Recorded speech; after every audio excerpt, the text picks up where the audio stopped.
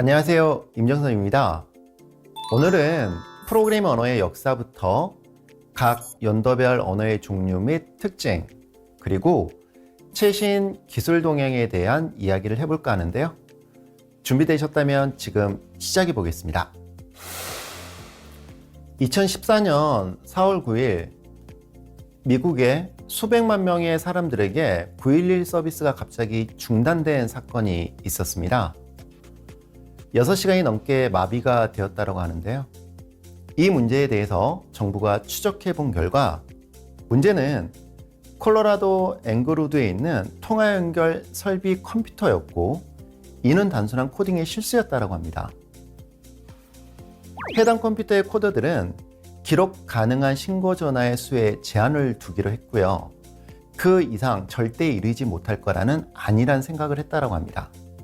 하지만 2014년 4월 9일 기록 가능한 신고 전화의 수의 제한을 뛰어넘게 되었고 컴퓨터는 그에 따라 완벽히 지시를 따랐으며 그로 인해 통화 연결은 중단되었던 것이죠. 문제는 컴퓨터도 아니고 그런다고 코드에 버그가 있는 것도 아니었습니다. 그럼 문제는 무엇이었을까요? 네, 문제는 코딩에 있었습니다. 즉, 인간이 컴퓨터와 소통하는 의사결정 처리 과정을 의미하는 것인데요. 코딩은 엄청난 윤리적 책임이 뒤따르기도 합니다. 되게 무서운 것이죠. 도시를 건설하는 사람들이 도시에 사는 인간의 삶을 결정하듯이 코드는 우리의 인터넷 생활, 즉 우리의 생활을 통제하고 있다고 저는 생각을 합니다. 코딩은 우리가 직접적으로 인터넷에 접속하는 것뿐만이 아니라 긴급 전화를 하거나 진료를 받거나 차에 탈 때조차 코딩의 영향에서 벗어날 수 없습니다. 지금 이 영상을 보고 있는 것도 어찌 보면 코딩이 없었다면 불가능한 일이지 않을까요? 코딩이 이렇게 우리의 삶에 지대한 영향을 미치고 있지만 인구의 300만 분의 1만이 이러한 코드를 쓰는 방법을 알고 있다는 사실 놀랍지 않으신가요? 이제부터 우리는 코딩을 어떻게 만들 수 있고 코딩이 어떻게 동작을 하는지 그리고 프로그램 언어의 역사와 원리에 대해 코딩 어린이, 즉 코린이 입장에서 알아보겠습니다. 혹시 여러분들은 배틀이라는 단어를 들어보셨습니까? 우리가 알고 있는 삼배나 명주 등의 직문을 짜는 틀인데요. 1804년에 발명된 것으로 이 세상 모든 컴퓨터와 스마트폰의 조상이라는 것도 알고 계시나요? 왜냐하면 우리가 현재 누리고 있는 놀라운 혁신은 이 배틀에서 시작됐다고 볼 수 있습니다. 이 배틀에는 각 카드가 있는데 각 카드에 있는 구멍들로 특정 핀들만 통과시킬 수 있었다고 합니다. 배틀에는 수백 장의 카드에 수천 개의 구멍이 있어 전보다 정교한 패턴을 짤 수 있었고 그 시기 유럽에서는 특히 화려한 문양이 새긴 숄이 유행을 했다고 하는데요. 그 짜임새는 정말 세밀했기 때문에 마치 그림을 보는 듯 했다고도 합니다. 배틀 이전에는 한 올씩 실을 골라내야 했고 실을 골라내는 날실소년이라는 사람이 따로 있었습니다. 당시에는 수학도 손으로 풀었고 그 일을 하는 사람을 컴퓨터라고 불렀습니다. 현재 우리에게 컴퓨터란 기계라고 당연스럽게 생각이 되지만 최초의 컴퓨터는 사람이었다라는 이야기인 것이죠. 도움을 받을 수 있었던 당시의 최고의 기계는 한 가지 유형의 문제만을 풀 수 있었습니다. 간단한 덧셈과 뺄셈이었던 것이죠. 최초의 컴퓨터는 정확한 정의가 어렵지만 일반적으로 이러한 기준을 따르는 기계들이 그 역사상 최초의 컴퓨터라고 인정받고 있습니다. 우선 찰스 베비지의 해석기관이라는 게 있는데요. 찰스 베비지는 19세기 초반 자동 계산기를 개발하신 분입니다.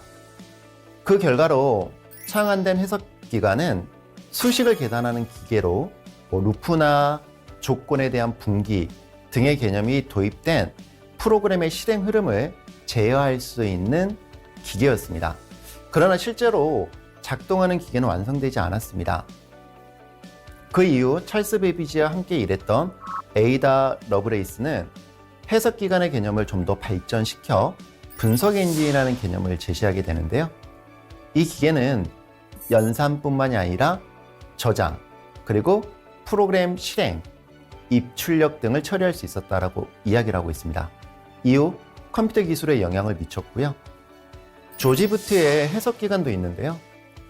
찰스 베이비지와 함께 일했던 조지 부트는 미완성인 해석 기관 대신 다른 자동 계산 기계인 차분엔지를 개발하였습니다. 이 기계는 다항식 계산을 수행할 수 있었으며 차분 방법을 이용하여 미분과 적분을 처리할 수 있었다고 합니다. 이러한 기계들은 현대 컴퓨터와는 매우 다른 구조와 원리로 동작을 했습니다. 그 당시에는 프로그램 언어도 존재하지 않았던 시기인 것이죠. 그러나 이러한 시도는 컴퓨터의 발전의 중요한 시작점이 되었고, 그 이후로 수많은 기술적 발전과 연구가 이루어졌습니다. 컴퓨터의 탄생은 매우 복잡하지만 컴퓨터 탄생과 발전 과정은 간략하게 이야기 드려볼까 합니다.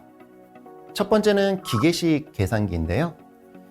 이전에는 사람들이 수학적 계산을 수행하기 위해 계산하는 방법을 알아야 했지만 17세기에는 기계식 계산기가 발명되면서 계산이 보다 효율적이고 정확하게 수행될 수 있었습니다. 두 번째는 진공관입니다. 컴퓨터의 다음 발전 단계는 진공관을 사용한 전자식 컴퓨터였습니다. 1940년대 중반에 진공관을 사용하여 처음으로 전자식 컴퓨터가 개발되었습니다. 이 시기에는 프로그래밍 언어나 운영체제와 같은 개념이 아직 없었으며 프로그램을 작성하기에는 컴퓨터의 전선을 수동으로 연결을 해야 했던 시기입니다. 세 번째는 트랜지스터입니다. 트랜지스터는 1950년도에 진공관의 대안으로 트랜지스터가 발명이 되었으며 진공관보다 훨씬 작고 신뢰성이 높으며 더 많은 제품에 사용될 수 있었다고 합니다. 다음으로는 직접 회로인데요. 직접 회로는 1960년대 후반에 개발된 것으로 컴퓨터의 크기를 줄이고 처리 속도를 높일 수 있는 장점이 있었습니다. 이제 컴퓨터는 대량 생산이 가능해졌고 보급화되었습니다. 1970년대 후반부터는 개인용 컴퓨터가 등장하여 일반인도 컴퓨터를 이용할 수 있게 되었는데요. 이후로 인터넷의 등장, 그리고 스마트폰이나 태블릿 또는 모바일 디바이스 등이 등장하여 컴퓨터와 기술은 보다 편리해졌고 접근성이 쉬워졌습니다. 이처럼 컴퓨터의 탄생과 발전 과정은 다양한 기술과 발명들의 연속으로 이루어졌다고 저는 생각을 합니다. 지금도 계속해서 발전하고 있는 것이죠. 프로그래밍 언어의 발전은 컴퓨터 산업과 함께 이루어졌습니다. 다양한 언어들이 등장하고 발전해 왔습니다.